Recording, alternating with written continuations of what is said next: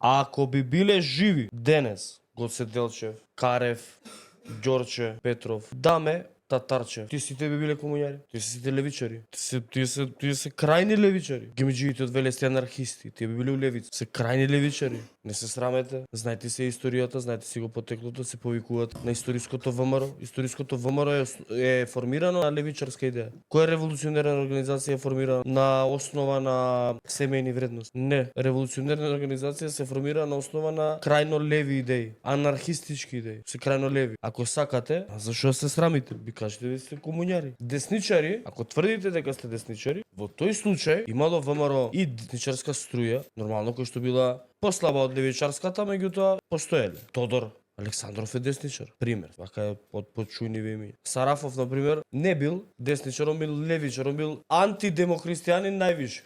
Значи, никакви демохристијански вредности он не почитувал, ама помагал на организацијата. Не е лошо да бидеш левичар и да помогаш на десничари. Као Максим и Борис Сарафов.